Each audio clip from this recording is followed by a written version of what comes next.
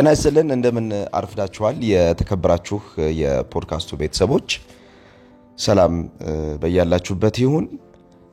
እንግዲህ የአውሮፓ ክለቦች የትልልቅ ተጫዋቾቻቸውን ዝውውር ለማከናወን ስራዎችን እየሰሩ ነው የሚገኙት። ብዙውን ትኩረት እያደረኩ የሚገኘው ሰሞኑን በተጫዋቾች ዝውውር ዙሪያ ነው።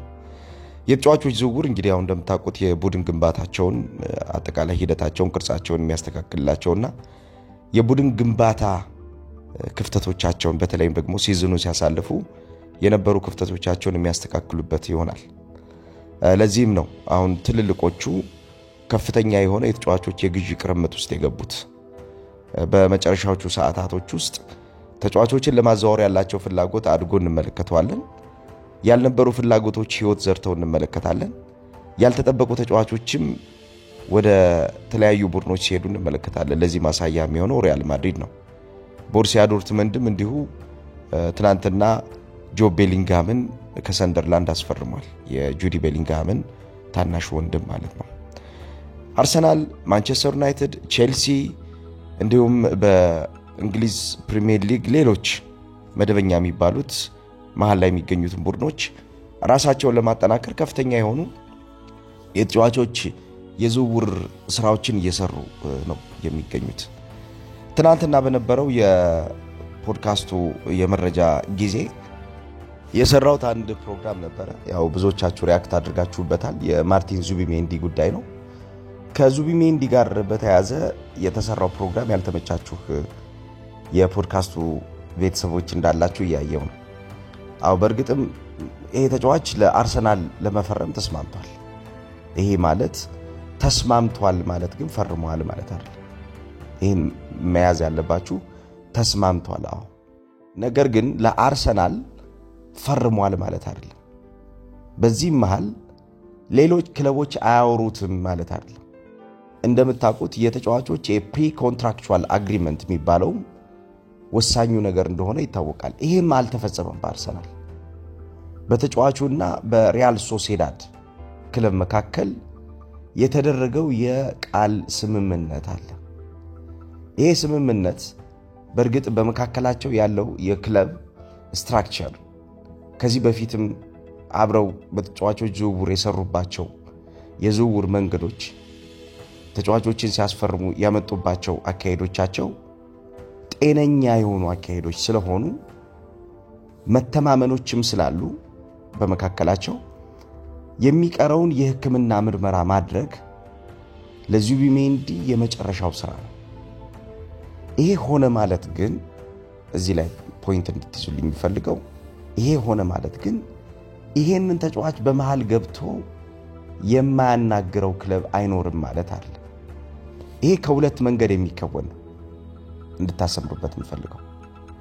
አንደኛው ሪያል ሶሴዳድ ሳይፈልግ ሊሆን ይችላል የክለቡ ፍላጎት የሚመጣው። ሁለተኛው ሪያል ሶሴዳድ ፈልጎ ሊሆን ይችላል። አሁን እየተከናወነ የሚገኘው በሪያል ሶሴዳድ እና በአርሰናል መካከል ያለው ስምምነት እንዳለ ሆኖ ሪያል ማድሪድ ግን ይሄንን ተጫዋች የማዛወር ፍላጎት ግን አሳድሯል። ሪያል ማድሪድ ይሄንን ተጫዋች የማዛወር ፍላጎት ያሳደረው የፉትቦል ማርኬቱ በሰጠው ነፃነት ነው። የፉትቦል ማርኬቱ በየትኛው ሁኔታ ውስጥ ኮንትራት የሌለው ተጫዋች አንድ ክለብ ፈልጓለሁ ማለት ይችላል፣ አትፈልገው ማለት አትችልም። ምክንያቱም ራሱ ማርኬቱ ይገፋል። ማርኬቱ የተጫዋቹ ፍላጎት አንተ ውስጥ እስካለ ድረስ ያስገድዳል። ነገር ግን ሪያል ማድሪድ በእውን ይህንን ተጫዋች ፈልጎታል ወይ የሚለው ነው ትልቁ ዜና የሚሆነው። እንደውም አንድ ዜና ያያየው ምን ይላል? he can speak to Madrid right now but triggering a release clause does nothing to block Madrid from doing the same ብሏል። ሪያል ማድሪድ አሁን ላይ ባለው የተጫዋቹ ድርድር ላይ አሁን ላይ ባለው የተጫዋቹ ስምምነት ላይ ይህን ነገር እንዳያደርግ የሚገድበው ነገር የለም። ምንም ብሎክ የሚያደርገው ነገር የለም። ምክንያቱም የተፈረመ ስምምነት ስለሌለ ይሄ የሚፈረመው ስምምነት የሚጸድቅበትን ቀን ነው አርሰናሎች ማፍጠን ያለባቸው። ስምምነቱ ይፈረማል። ከዛ በኋላ ተጫዋቹ የሕክምና ምርመራ ይደረግለታል። ከዛ የአርሰናል ተጫዋች ይሆናል። አሁን ባለው መረጃ ተጫዋቹ 85% ያክል የአርሰናል ተጫዋች ነው። ይሄ የማይካድ ነገር ነው። ትናንትና የሚያነሳውት ነገር እዚህ ላይ የሚያልፍ ነው። ነገር ግን አሁን ባለው ፍላጎት ሪያል ማድሪድ ፍላጎት ካሳደረ ፍላጎት የተወሰነ አሳድሯል ነው የሚባለው። ሪያል ማድሪድ ፍላጎት ካሳደረ ግን ይህንን ተጫዋች የማያገኝበት ምንም ምክንያት የለም እንጂ ሪያል ማድሪድ ተጫዋቹን ይወስዷል የሚል ሐሳብ አይደለም ትናንትና ለማስፈር የሞከርኩት። ብዙዎቻችሁ ሪያክት ያደረጋችሁበት መንገድ እናንተ ባሰባችሁት በዛኛው መንገድ አይደለም እኔ ለመዘገብ የሞከርኩት። ያለው እውነታ ምንድነው? ከዝውውር ጀርባ እንደምታውቁት የተከበራችሁ አድማጮች አንድ ትልቅ ነገር አለ። የማንጠብቀው ነገር ሀፕን ሊያደርግ ይችላል። ከተጫዋቾች የአውሮፓ ዝውውር ጀርባ ከጠበቅነው ውጭ ያልጠበቅናቸው ነገሮች ተፈጥረዋል። ለምሳሌ በቅርቡ የቼልሲና የአርሰናል የተጫዋቾች የዝውውር የመጨረሻ ደቂቃ ድራማን ማንሳት እንችላለን። የሚካኤሎ ሙድሪክ የሚባለው ተጫዋች በሁለቱ ክለቦች መካከል የነበረው ፍላጎት መጨረሻ ላይ ቼልሲ እንዴት እንዳስፈረመው አርሰናል ተስማማ የሚለው ዜና እንዴት ወጥቶ እንደነበረ መጨረሻ ላይ ቼልሲ ይህን ተጫዋች እንዴት እንደወሰደው ብዙዎች የምታስታውሱት ይመስለኛልና እንደዚህ አይነት ነገሮች ሀፕን ሊያደርጉ ይችላሉ። ግን አሁን ላይ ባለው የተጫዋቹ የዝውውር ዜና እየመራ የሚገኘው አርሰናል ነው። አርሰናል ይህን ተጫዋች የማግኘት እድሉ በጣም ከፍተኛ እድል አለው። ነገር ግን ሪያል ማድሪድ ኢንተረስት አሳድሯል። ሪያል ማድሪድ ፍላጎት አለው ነው ትልቁ ጥያቄ። የዛሬው ፕሮግራማችን ደግሞ ትኩረት የምናደርገው አሁንም ከዝውውር ሳንወጣ ነው። ይሄ ዝውውር ጉዳይ እንግዲህ ተጫዋቾች ከአንድ ክለብ ወደ ሌላ ክለብ የሚሄዱበት ወቅት ስለሆነ ይሄ ወቅት ብዙ ያልጠበቃቸዋቸው ዜናዎች ሊኖሩ ይችላሉ። ይሄን ኤክስፔክት ማድረግ ነው። አንድ ክለብ የሚፈልገውን ተጫዋች በሚፈልገው ጊዜ ላይ ያገኙ ይችላል። ሌላኛው ክለብ ሊገባበት ይችላል። ነገር ግን ፍላጎቱ ይቆማል ማለት አይደለም፣ ይቀጥላል። ዛሬ ደግሞ አንዱ ትልቁ ዜና ሆኖ እየወጣ ያለው የቪክቶር ዮኬሬሽ ዝውውር ነው። ያው ይሄ ተጫዋች የብዙ የአውሮፓ ትልልቅ ቡድኖች ፍላጎት ነው። ተጫዋቹን ለማስፈረም በርከት ያሉ የአውሮፓ ቡድኖች ፍላጎት አላቸው። አንደኛ የዚህ ተጫዋች ጎል ማስቆጠር ድምር ስሌቱ አውሮፓ ውስጥ ካሉት ተጫዋቾች የተሻለው ነው። ያው በዚህኛው የአውሮፓ የውድድር ዘመን ይሄ ተጫዋች የሲዝኑ ከፍተኛ ጎል አስቆጣሪ ያልሆነበት ምክንያት የፖርቹጋል ሊግ ጎሎቹ የሚደመሩበትና ስሌት ውስጥ የሚገቡበት ቁጥር አውሮፓ ውስጥ ካሉት ቶፕ 5 ሊጎች ስለሚያንስ ነው እንጂ ኪሊያን ምባፔ ያመቱ ከፍተኛ ጎል አስቆጣሪ ክብርን አያገኝም ነበር። ነገር ግን በድምር ስሌቱ የነበረበት ሊግ ጫና ውስጥ ከቶታል። ሪያል ማድሪድ ያለበት ቶፕ ሊግ ነው፣ ይሄኛው ደግሞ ያለበት ያው ከአምስቱ ውጭ ነው። ስለዚህ ያው ጫና ይኖረዋል ማለት ነው። ግን ተፈጥሯዊ ነገር አለው ነው ይሄን ተጫዋች። ለዚህ ነው ማንቸስተር ዩናይትድ ይህንን ተጫዋች የማግኘት ፍላጎቱ ከፍተኛ የሆነው። የማንቸስተር ዩናይትድ ብቻ ሳይሆን እንደምታውቁት አርሰናልም ይህን ተጫዋች ለማምጣት ፍላጎት አለው። ቤንጃሚን ሼሽኮንም ጨምሮ የማምጣት ፍላጎት አለው።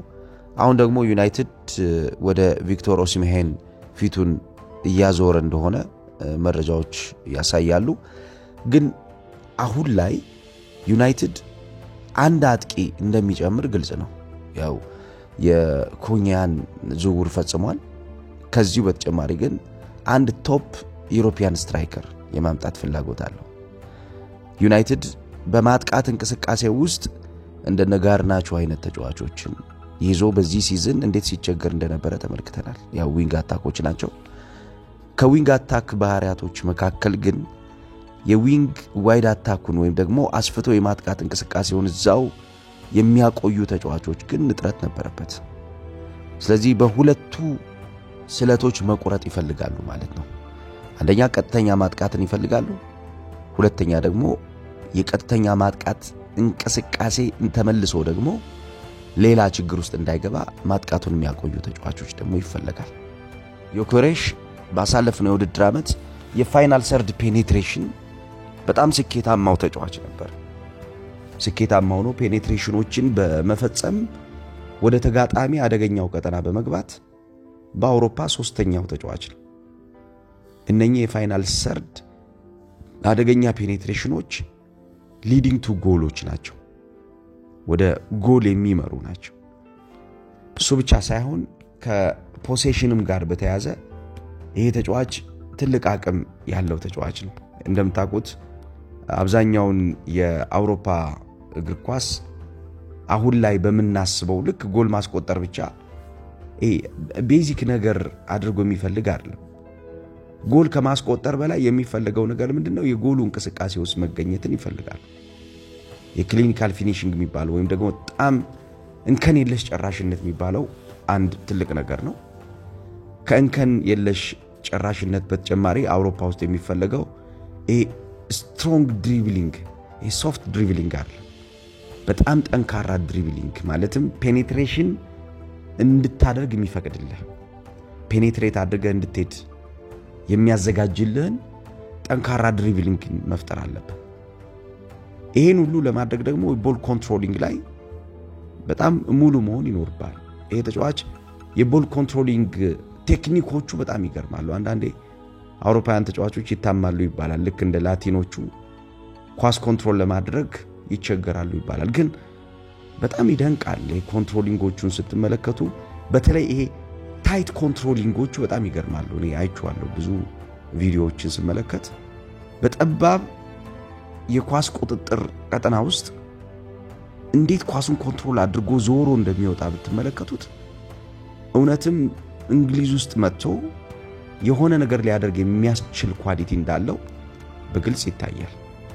ከዛው አጃይል ተጫዋቹ ቶሎ መተጣጠፍ ይችላል፣ መዞር ይችላል፣ መሽከርከር፣ ዞሮ የሚፈልገውን ነገር እንደገና ሪካፕ ማድረግ፣ መልሶ የመያዝ፣ ያጣውን ነገር የማግኘት፣ የተጫዋቾችን የማጥቃት እንቅስቃሴ ማሳተፍ፣ ይሄ ነገር ያለው ኳሊቲ ነው የተጫዋቹ መገለጫ። ነገር ግን አሁን ላይ ትልቁ ጥያቄ ይሄን ተጫዋች ማንቸስተር ዩናይትድ ያስፈርመዋል ወይስ አያስፈርመውም የሚለው ነው።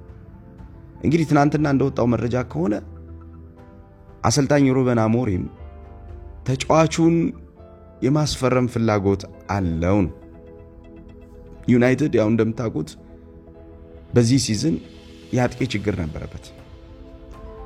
የአጥቂ ችግር ሲባል የለውም ወደሚለው የሚወስድ የአጥቂ ችግር ደረጃ ላይ ነው የነበረው። ሆይሉንድን ይጠቀም ነበር።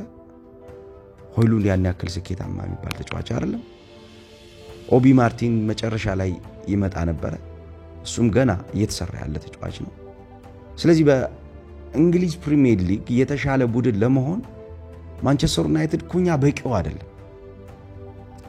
ከሱ በተጨማሪ ሌላ ተጫዋች ይፈልጋል ዩናይትድ፣ ሌላ ኦፕሬት የሚያደርግ በተለይም ደግሞ ራኒንግ ቢሃይንድ አታክ ከአጥቂዎች ከአማካኞች መካከል በሚፈጠሩ እንቅስቃሴዎች ውስጥ የቀጥተኛ ማጥቃት እንቅስቃሴም ሊሆን ይችላል፣ ቀጥተኛ ባልሆነ እንቅስቃሴዎች ውስጥ ያን ትርምስ የሚፈጠር ተጫዋች ይፈልጋል።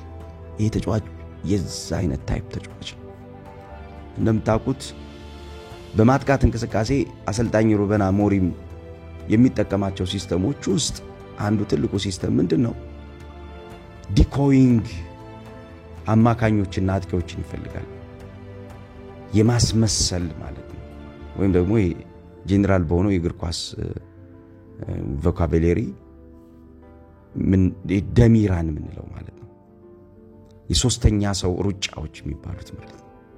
የሶስተኛ ሰው ሩጫዎች አብዛኛውን ጊዜ የቀጥተኛው የማጥቃት ወይም ደግሞ የቀጥተኛው የቢልድ አፕ እንቅስቃሴ አካል አይደሉም። ነገር ግን የቀጥተኛው ቢልድ አፕ ወይም ደግሞ የቀጥተኛው የማጥቃት እንቅስቃሴ ግን ጥራት እንዲኖረው እነዚህ ቴክኒኮች አስፈላጊ ናቸው። በዩናይትድ ውስጥ የሚጎለው ነገር የነበረው ያ ነው። በቀጥተኛው የማጥቃት እንቅስቃሴ ውስጥ ቀጥተኛውን የማጥቃት እንቅስቃሴ ህይወት እንዲኖረው የሚያደርጉ ቀጥተኛ የሆነ የማጥቃትና ቀጥተኛ ኳስ ቢልድ አድርጎ ወደ ተጋጣሚ ሜዳ የመምጣት ሽግግሮችን የሚፈጽሙ ተጫዋቾች ጉድለቶች ነበሩ። ይሄን ዮኬሬሽ በተደጋጋሚ ያደርገው ነበር ስፖርቲንግ ሊዝበን። አሰልጣኝ ሩበን አሞሪም አሁን ቀጣይ ዓመት አንዱ የሚጫወትበት ሲስተም ይሄ ነው የሚሆነው። ተጋጣሚ ከሚያየው ነገር ይልቁን ተጋጣሚ የማያየው ነገር ጨዋታ እንድታሸንፍ ያደርጋል ይላል አሰልጣኝ። በእርግጥም ተጋጣሚ ሁሌም ቢሆን የእንቅስቃሴው ፎከስ ሊያደርግ የሚችለው የሚያየው ነገር ላይ ነው። ነው በመከላከል አደረጃጀት ውስጥ የብላይንድ ሳይድ የተጫዋቾች አንዱ የተደበቀው የመከላከል ሐሳብ ብዙ ቡድኖችን ዋጋ ያስከፍላል። the blind side defensive structure እና the blind side attacking structure ለተጋጣሚ ቡድኖች በጣም አስቸጋሪ ነው። ምክንያቱም ተጋጣሚ ቡድን አያየውማ። ሲከላከልም የትኛው ቦታ ላይ የመከላከል ክፍተት እንዳለበት አያውቅም። የትኛው ቦታ ላይ እየተጠቃ እንዳለ አያውቅም። ሲያጠቃም የትኛው ቦታ ያ የሚከላከለው እሱ የሚያጠቃው ቡድን የፈጠረው ችግር አለ ብሎ አይረዳውም። በዚህ ደረጃ ውስጥ ግን ጌሙን በደንብ አይቶ በጌም ውስጥ ያሉትን ነገሮች አሳድጎ ግን የጌሙን ጥራት የተሻለ ማድረግ የሚኖርበት ተጫዋች ይፈልጋል አሰልጣኝ ሩበን አሞሪም። ለዚህ ነው የዚህ ተጫዋች ቪክቶር ዮኬሬሽ ወደ ማንቸስተር ዩናይትድ የመምጣት ነገር ማንቸስተር ዩናይትዶች ከሚፈልጉት በላይ በጣም አስፈላጊ ሆኖ እየተመለከትን የምንገኘው። ኢንቴሊጀንት ፖዚሽኒንግ የተጫዋቹ መገለጫ ነው። በነገራችን ላይ ኢንቴሊጀንት ፖዚሽኒንግ አብዛኛውን ጊዜ ይሄ በአእምሮ የሚሰሩ የተጫዋቾች የአቋቋም ማጥቃቶች ማለት ነው። የአቋቋም ማጥቃቶች አንዳንዴ በማጥቃቱ እንቅስቃሴ ውስጥ ባትሳተፍም በማጥቃቱ እንቅስቃሴ እድገት ውስጥ ግን ያንተ አቋቋም የሚኖረው ሚና ቀላል የሚባል አይደለም።